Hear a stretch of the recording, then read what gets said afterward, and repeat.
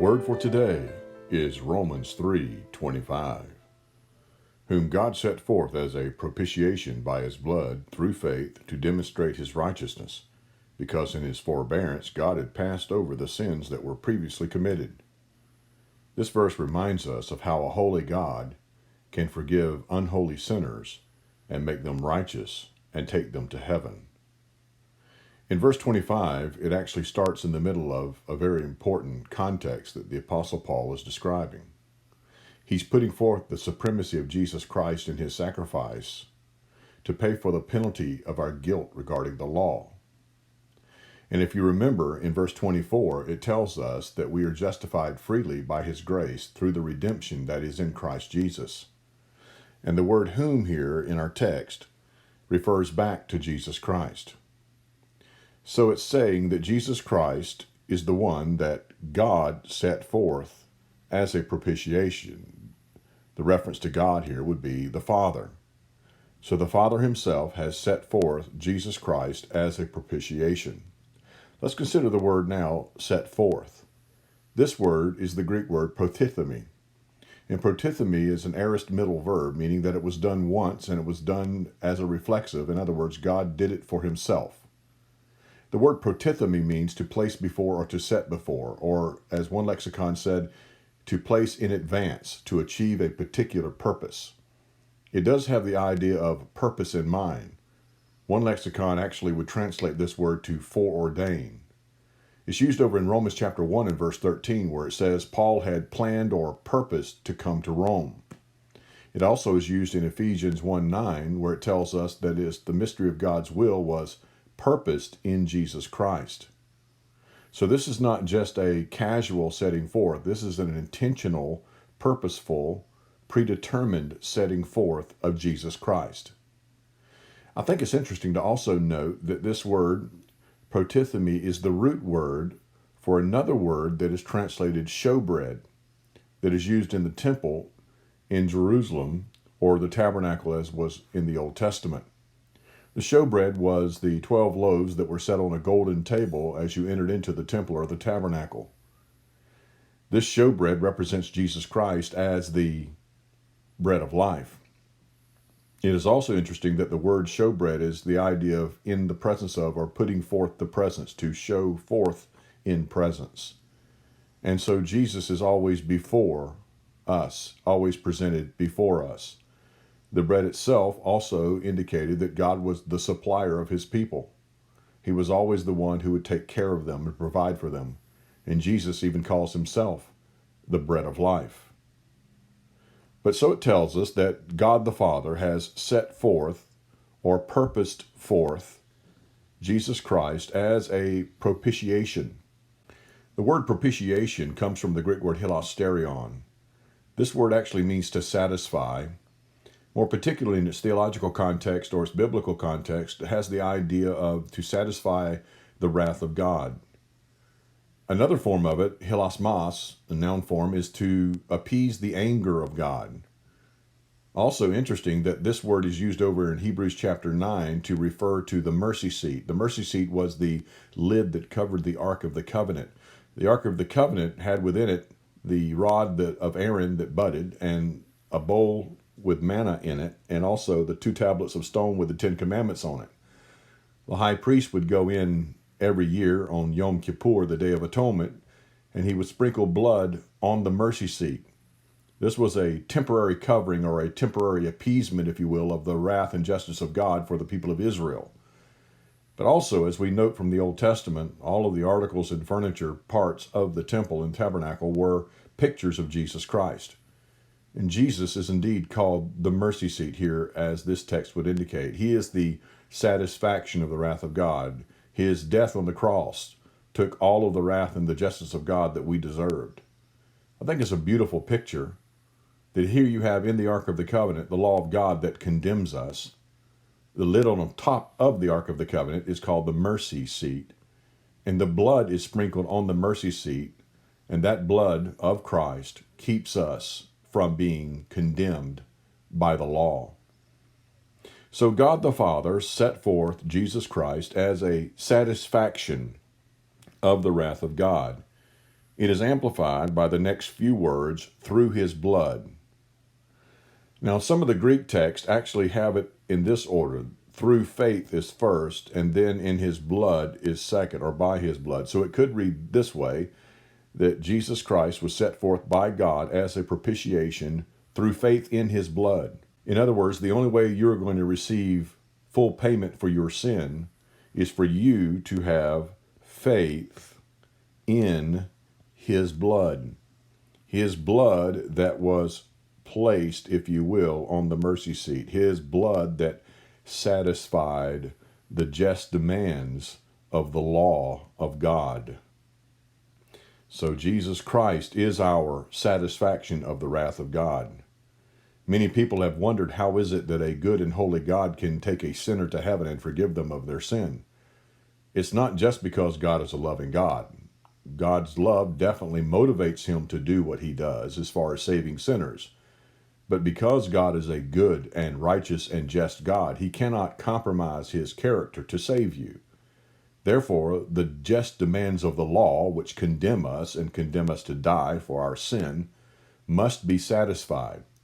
So Jesus Christ, the Son of God, the second person of the Trinity, comes to this earth, takes on human flesh, and dies upon a cross to receive the full wrath of God on your behalf.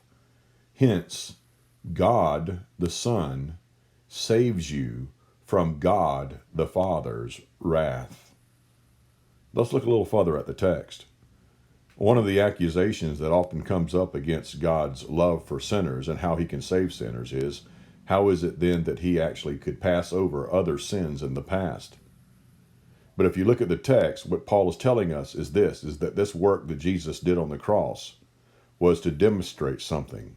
Not just his love, as so many often present it as, but actually it is to demonstrate his righteousness, that he is holy, that he is righteous. The word translated here, demonstrate, is a Greek word endikos. It means to display or to make obvious, undeniable.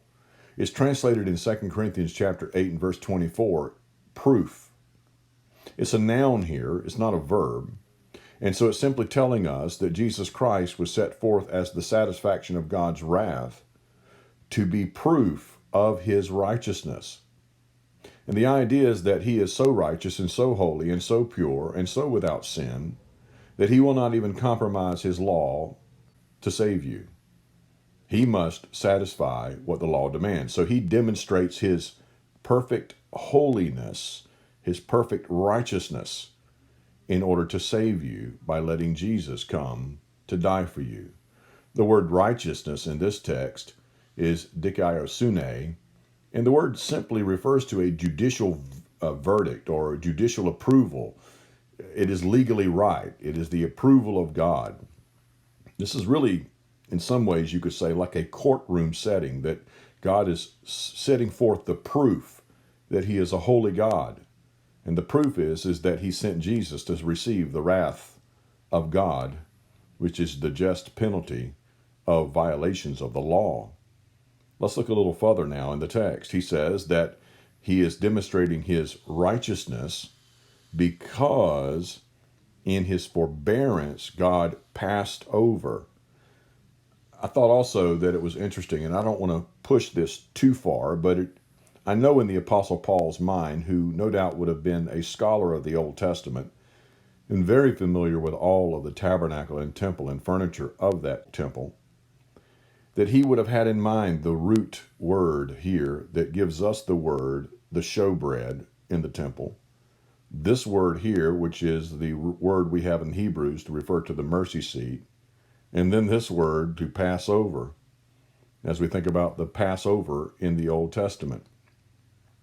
I'm sure Paul had much of that in his mind as he was writing down these words for us. But notice what it says. That it says that God in his forbearance passed over the sins that were previously committed. The argument is often presented, why didn't God judge all of the sin in the Old Testament? There were times that he did, but there were more times that he did not, that he passed over these sins. In fact, the word that is translated forbearance is the Greek word anoke. The word anoke means to bear up or to be patient with or to have patient endurance. It has the idea of holding back judgment. It's used one other time in Romans chapter 2 and verse 4, where it says, "Do you despise the riches of God's goodness and forbearance and long suffering, knowing that the goodness of God leads you to repentance?" So when we talk about this word here, forbearance, we're talking about God withholding judgment that is rightfully due.